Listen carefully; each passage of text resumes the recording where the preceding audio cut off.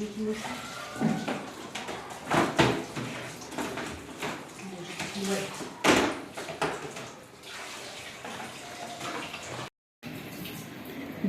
للحشوه اللي غنعمروا بها الدجاج ديالنا، هنا عندي كميه من الكبده ديال الدجاج اللي مسلوقه ومقطعه، عندي الزيتون خضر مقطع، عندي الفطر الابيض معلب، عندي المصير مقطع، قزبر ومعدنوس، زيت الزيتون، عندي ملعقه من الخردل، بودره الثوم مع سكينجبير، قليل من الابزار والكركم، عندي الهريسه حسب الذوق، وعندي الشعريه الصينيه.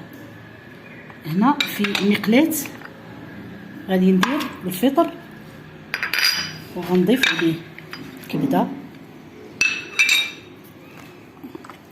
الزيتون، المعدنوس والقزبور والمصير، التوابل اللي عندي، الهريسه، عندي زيت الزيتون واحد 4 المعالق تقريبا، الشعريه الصينيه.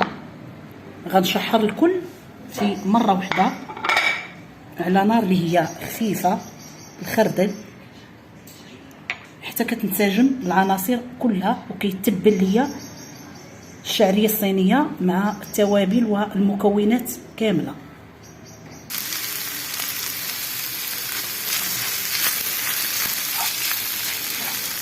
شفتو كنشحرو الحشوه حتى كتنشف مزيان.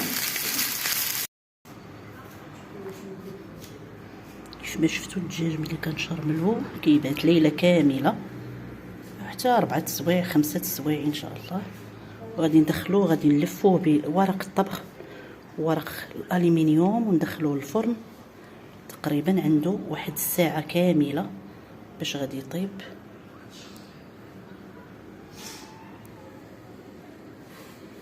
هذيك لا ماريناد اللي شاطت لينا حتى هي كنخويوها عليه باش هي اللي غادي نديرو منها الصلصه المرافقه. الدجاج بالشعريه الصينيه والشامبينيون اللي درناه في الفرن كيف ما شفتوا كيتحمر في الفرن. هذه الدغميره ديالو اللي بقات درناه من الفوق ورافقناه بهاد لينام، ومعاه واحد السلطه ديال الخضار بالصلصه المخلله اللي هي خفيفه.